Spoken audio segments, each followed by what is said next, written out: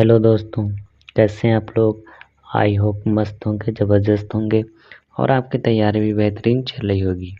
जैसा कि दोस्तों पिछले वीडियो में हमने जो है इस बुक के 3 प्रैक्टिस सेट डिस्कस कर चुके हैं। आज हम उसके आगे के प्रैक्टिस सेट डिस्कस करने वाले हैं। जैसा कि दोस्तों इस बुक में टोटल 51 प्रैक्टिस सेट दिए गए हैं। कितने? 51 प्रैक्टिस सेट दिए गए हैं। प्रत्येक प्रैक्टिस सेट में दोस्तों 20 क्वेश्चन है। ठीक है, ये जो बुक है दोस्तों यूपी टीएसपीएससी के सिलेबस के अनुसार डिजाइन की गई है। ठीक है, काफ़ी बेस्ट बुक है दोस्तों। इसकी जो पीडीएफ है आप लोग जो है टेलीग्राम पर जाकर इस पीडीएफ को डाउनलोड कर सकते हैं। ठीक है, तो स्टार्ट करते हैं। आज का पहला क्वेश्चन है कि उत्तर प्रदेश एरोस्पेस एवं रक्षा इकाई एवं रोजगार प्रोत्साहन नीति सन 2024 का निवेश लक्ष्य क्या है? तो पहला ऑप्शन है 10,000 करोड़, ऑप्शन बी है 25,000 करोड़, ऑप्शन सी है 50,000 करोड़, ऑप्शन डी है 1,00,000 करोड़। तो इसका जो राइट आंसर है ऑप्शन सी 50,000 करोड़। ठीक, रुपये का जो है निवेश का जो है लक्ष्य है। ठीक है, तो इसका जो राइट आंसर हो जाएगा ऑप्शन सी। अगला क्वेश्चन है क्वेश्चन नंबर 2। क्वेश्चन नंबर 2 है कि उत्तर प्रदेश उथले नलकूप फ्री बोरिंग योजना के अंतर्गत लघु किसानों को बोरिंग हेतु कितना अनुदान दिया जाता है? 4500 रुपये, 5,000, 6,000 कि 7,000? तो इसका जो राइट आंसर है ऑप्शन बी 5,000 रुपये जो है अनुदान दिया जाता है लघु किसानों को। ठीक है, नलकूप फ्री बोरिंग योजना के अंतर्गत। देखो ये जो योजना है बोरिंग हेतु, देखो बोरिंग हेतु जो है लघु किसानों को 5,000 दिया जाता है। ठीक, कितना? लघु किसान। ठीक है, लघु किसान को 5,000। जो सीमांत किसान है, कौन? सीमांत किसान। ठीक है, सीमांत किसान को जो है 7,000 रुपये जो है मिलता है नलकूप फ्री बोरिंग योजना के अंतर्गत। और जो अनुसूचित जाति एवं जनजाति के किसान हैं, ठीक है, यानी कि एससी और एसटी के जो किसान हैं उनको जो है 10,000 रुपये की धनराशि प्रदान की जाती है। कितना? 10,000 रुपये की धनराशि प्रदान की जाती है। ठीक है, तो इसका जो राइट आंसर हो गया ऑप्शन बी। अगला क्वेश्चन देखते हैं, क्वेश्चन नंबर 3 कि उत्तर प्रदेश में डीजी लोअर जीएनएसएस विशेष भूमि मापन अभियान की शुरुआत किस स्थान से की गई? तो इसका जो राइट आंसर है ऑप्शन सी सहारनपुर से जो है शुरुआत की गई थी। ठीक है,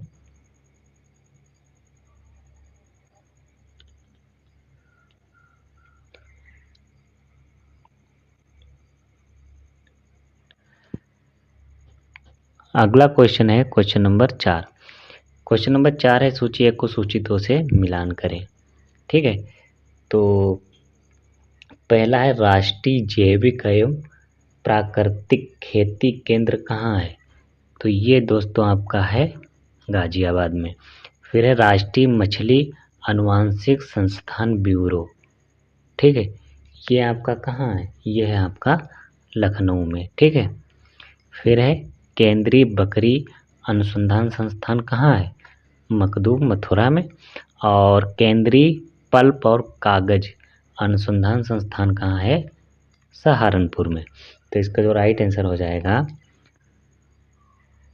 4, इसका जो राइट आंसर हो जाएगा D A C B, D A C B,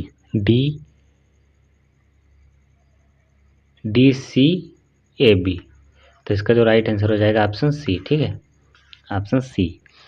अगला क्वेश्चन है क्वेश्चन नंबर 5। उत्तर प्रदेश में सर्वाधिक औद्योगिक विकास निम्नलिखित में से किस पंचवर्षीय योजना में दर्ज किया गया है?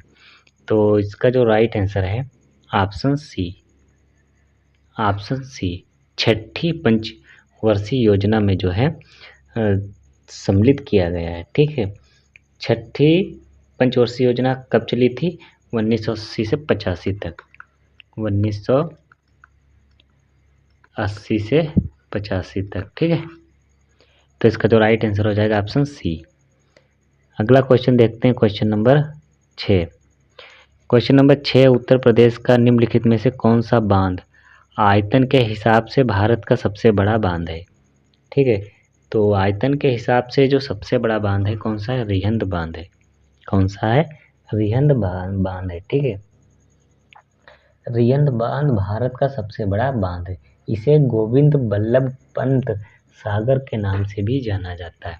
जो रिहंद बांध है इसे और किस नाम से जाना जाता है? गोविंद बल्लभ पंत। यहाँ पर लिखते हैं गोविंद वल्लभ पंत सागर। ठीक है, पंत सागर के नाम से भी जाना जाता है। अगला क्वेश्चन देखते हैं, क्वेश्चन नंबर 7। क्वेश्चन नंबर 7 है, कथन और कारण कि महादेवी को आधुनिक मीरा कहा जाता है। तो बिल्कुल सही है भैया, महादेवी को जो है आधुनिक मीरा कहा जाता है। फिर है, कारण दिया गया, इनकी कविताओं में करुणा, भक्ति और रहस्यवाद की गहरी झलक मिलती है। तो ये भी दोस्तों सही है। तो इसका जो राइट आंसर हो जाएगा ऑप्शन ए और आर दोनों सही है।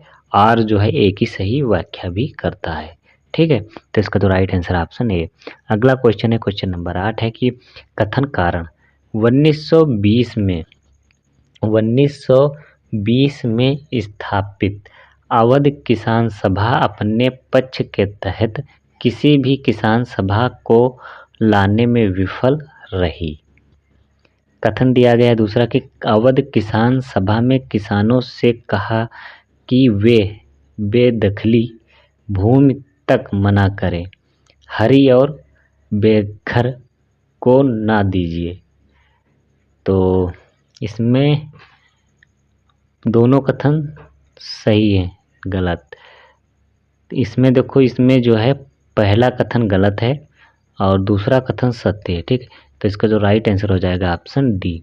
देखो, पहला कथन गलत है, दूसरा कथन जो कि है सही है। ठीक है, अवध किसान सभा में किसानों ने कहा कि वो बेदखली भूमि तक मना करें, हरी और बेघर को ना दीजिए। ठीक है, तो कथन दूसरा सही है, पहला कथन गलत है। क्वेश्चन नंबर 9 है कि पार्वती आरंगा पक्षी अभ्यारण्य को कब घोषित किया गया? तो इसका जो राइट आंसर है ऑप्शन बी। पार्वती आरंगा जो पक्षी अभ्यारण्य है इसे 23 मई 1990 को जो है पक्षी अभ्यारण्य घोषित किया गया था। ठीक है, अगला क्वेश्चन है, क्वेश्चन नंबर 10। क्वेश्चन नंबर 10 है कि उत्तर प्रदेश के हरदोई जिले में निम्नलिखित किस पक्षी अभ्यारण्य की स्थापना स्थानीय निवासियों और प्रवासी पक्षियों के लिए प्राकृतिक आवास और जलीय वनस्पति की रक्षा के लिए की गई थी? तो इसका जो राइट आंसर है ऑप्शन ए, सांडी पक्षी अभ्यारण्य। कौन सा? सांडी पक्षी अभ्यारण्य कहाँ है? हरदोई में। ठीक है, तो इसका जो राइट आंसर हो जाएगा ऑप्शन ए। अगला क्वेश्चन है, क्वेश्चन नंबर 11। क्वेश्चन नंबर 11 है कि हाल ही में यूनेस्को ने भारत के किस शहर की उसकी समृद्ध पाक कला विरासत के लिए क्रिएटिव सिटी ऑफ गेस्ट्रोनोमी घोषित किया है? तो इसका जो राइट आंसर है ऑप्शन बी, लखनऊ। ठीक है, लखनऊ को जो है क्रिएटिव सिटी ऑफ गेस्ट्रोनोमी घोषित किया गया है। ठीक है, अगला क्वेश्चन है, क्वेश्चन नंबर 12। संत वारिस अली शाह की दरगाह उत्तर प्रदेश में किस स्थान पर है? तो पहला ऑप्शन है अलीगढ़ में, बाराबंकी में, लखनऊ में, मेरठ में। तो इसका जो राइट आंसर है ऑप्शन बी, बाराबंकी में स्थित है। ठीक है, संत वारिस अली शाह की जो दरगाह है कहाँ है? बाराबंकी में स्थित है। अगला क्वेश्चन है, क्वेश्चन नंबर 13 कि भारत का पहला test awareness centre Gautam Buddha अपशिष्ट प्रबंधन शिक्षा केंद्र कहाँ स्थापित किया गया है? तो पहला ऑप्शन है लखनऊ में, मुरादाबाद में, कानपुर में, वाराणसी में। ऑप्शन ई है इनमें से कोई नहीं। तो इसका जो राइट आंसर है ऑप्शन बी, मुरादाबाद में जो है स्थापित किया गया है। ठीक, कहाँ स्थापित किया गया है? मुरादाबाद में स्थापित किया गया है। अगला क्वेश्चन है क्वेश्चन नंबर 14। क्वेश्चन नंबर 14 है कि वर्ष सन 2011 की अंतिम जनगणना के अनुसार उत्तर प्रदेश में पूरे देश की कितने प्रतिशत जनसंख्या रहती है? तो इसका जो राइट आंसर है ऑप्शन बी, ऑप्शन बी 16.51%। ठीक है। अगला क्वेश्चन है क्वेश्चन नंबर 15। उत्तर प्रदेश के किस जिले में सबसे कम वर्षा होती है?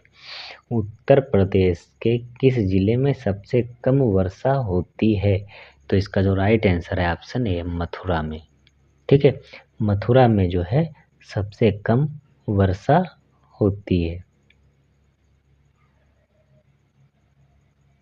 ठीक है, और सबसे अधिक वर्षा कहाँ होती है? आप लोग कमेंट में बताना। ठीक है, तो इसका जो राइट आंसर है ऑप्शन ए, मथुरा में।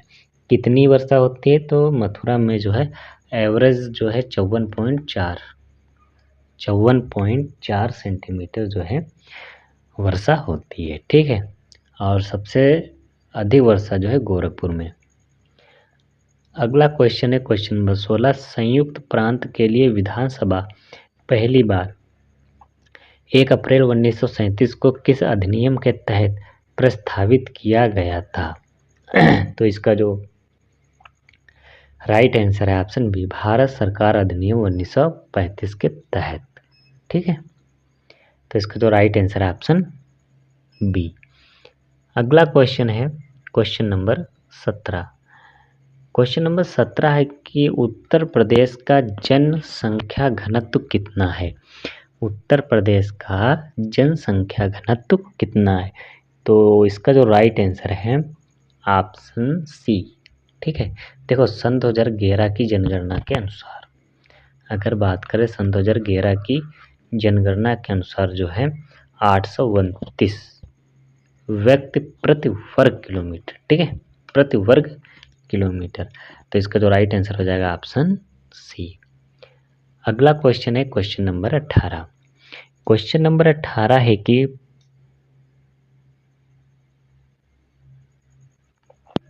निम्नलिखित जीआई टैग उत्पादों और स्थानों का मिलान कीजिए। ठीक है, तो देखते हैं कौन सा टैग कहाँ का है। पहला है वॉल हैंगिंग। तो वॉल हैंगिंग कहाँ का है? यह है गाजीपुर का। कहाँ है?